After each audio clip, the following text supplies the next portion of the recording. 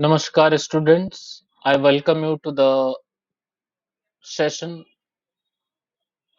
on principle and methods of yoga education. I am Vijay Singh Gusai, assistant professor in the Department of Yoga Science, Sri Lal Bahadur Shastri National Sanskrit University. The highlights of today's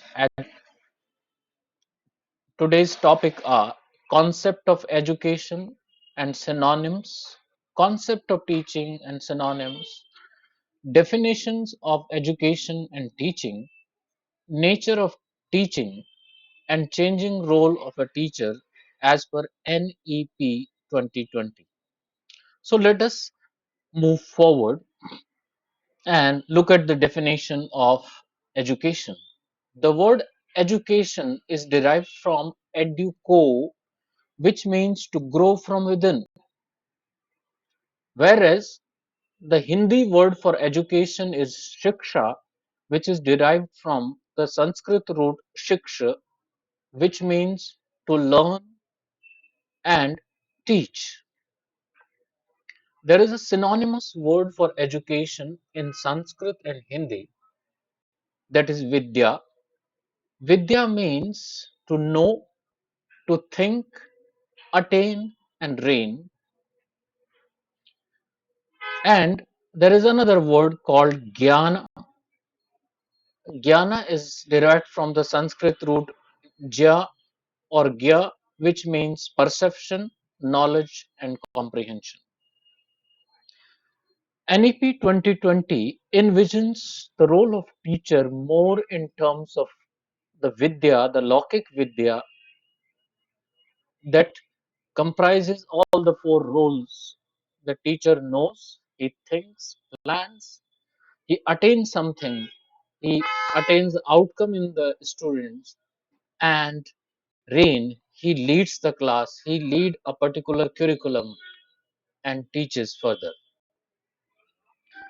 Whereas the word teacher is derived from the English root "tekan", which means to teach, instruct, show, train, prescribe, and assign. The word for teaching in Hindi and Sanskrit is shikshan, which covers three aspects, that is, teacher, curriculum, and student. Here, shikshan means to teach or train. The word for the teacher in Hindi and Sanskrit are shikshak, the teacher, the guru. The word guru means the remover of the darkness of the ignorance. Whereas another word is acharya. Acharya means whom the student like to follow. And national education policy envisions today's university teacher as the one whom a student would like to follow. So let us see the definitions of education and teaching. Swami Vivekananda says, education is the manifestation of perfection already present in an individual. It indicates the role of teacher as a facilitator, and it accepts the education is already in a student in form of a hidden form or unmanifest form, and through the facilitation or aid of the teacher, help of the teacher, the student able to manifest that hidden education. Whereas the Rabindranath Tagore says the highest education is not that which does not merely give us information but make our life in harmony with all existence. So education is actually more than the getting data and information, but ability to use that education, acquired education, for adjusting better with yourself and environment. Mahatma Gandhi says, by education I mean an all round of drawing of the best in man and child, but best in all the three forms. body wise, mind wise, and spirit wise. So let us look at what Vivekanand, Rabindranath Tagore, and Mahatma Gandhi has to say about teaching. Swami Vivekanand says, no one can teach you and none can make you spiritual. There is no other teacher but your soul. So here, Swami Vivekanand indicates the role of a teacher more as a facilitator, more as a leader, but not something who is going to do something magical. When the student is ready, the teacher appears. Similarly, Rabindranath Tagore says, don't limit a child to your own learning, for he is born in another time.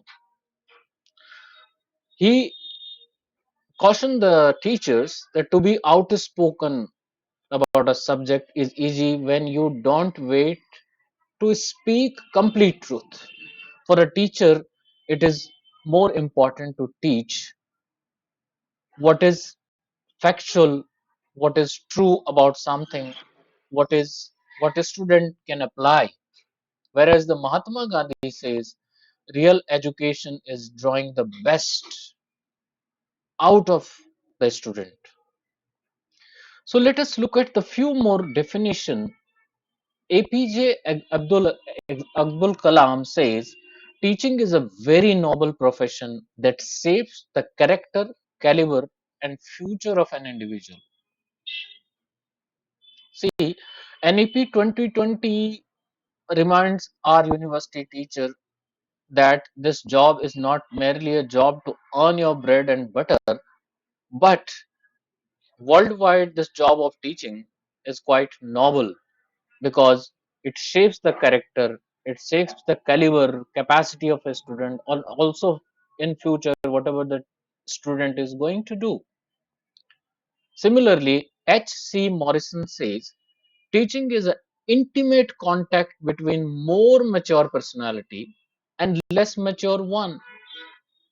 So here he emphasized the importance of the interpersonal relationship, quality of interpersonal relationship between the teacher and the student that actually helps to immature student to mature, to grow from within. Jackson says teaching is a face-to-face encounter between two or more person, one of whom is teacher intends to affect certain changes in other participant, that is student. It simply provide the definition of yoga into like a face-to-face classes. J.B. Hogg and James K. Ducan says teaching is an activity with the four phases. Phase one is a curriculum building. Phase two is planning what to teach in entire 90 days session and what to teach in a particular class. Third is actually an instruction phase in which teacher delivers the lecture or conduct a practice. And fourth phase is evaluation to make sure that whether a student is learning or not. And L. Gates says it is a democratic point of view of teaching. The teaching is an interpersonal influence aimed at potential of another person. So this is also important definition. Why I am telling you these definitions so that you can know, understand, comprehend the soul of the teaching, soul of the education. Now let us go to the nature of teaching. The teaching is an art. It is an art because it comprises the three factors, even more than three factors of art. It is a dynamic. The teacher has to change between his methods of instructions, between while leading the students of slow learning, fast learning, and other types. It is a kind of innovation for a teacher. That teacher teaches each subject with a different kind of approach, and also the creativity, doing something new. For example, after the corona virus pandemic, the teacher are teaching through using the creative methods of information and technology. And teaching is, of course, the science. The science, because science, the definition of science is the body of knowledge attained through systematic observation and methods. I call the teaching scientific because here the scientific as well as evidence based proven teaching methods are used by the teacher with his own intelligence, his own observation of the students, the age of the student, the educational level of the student, and then he used those scientific methods to teach, not just the traditional ones. Third point is teaching is a process, because this process at least comprises three aspects. The first one is preparation, in which teacher comes exact time or little before to the class. The preparation comprises preparing a particular lesson which is needed to be delivered, in which manner it is, what should be the discussion, and how to motivate a student, all he has to plan. Second one is actual delivery, and third one is a feedback to ensure the student is learning or not. The another nature of teaching is the engagement with the learner. The teacher has to engage with the learner so that the student can take interest, they can be motivated, they can be engaged, to enable their understanding and application of the knowledge. It is very important that a student learns, and after learning, able to apply that learned knowledge. And it also includes, as said previous definition, that include design, content selection, delivery, assessment, and reflection. Here design means the planning a lesson, planning how to teach in a systematic manner during a session of 90 days. The content means the syllabus. Content means the curriculum or program for a particular session or entire 1 or 2 year or 3 years course. Third one is selection. Selection of a unit, selection of a particular topic to be taught in a particular day, and then is actually delivery, delivering a lecture or delivering a demonstration. Another one is assessment. Assessment helps the teacher to understand whether the student is learning. It can be conducted by asking questions or some quizzes and all that. And finally, reflection, giving feedback to the student. How can he or she improve? The teaching fourth point is teaching comprises four aspects: teacher, curriculum, student, and evaluation. Let us move forward. How do National Education Policy 2020 visualize the changing role of a teacher?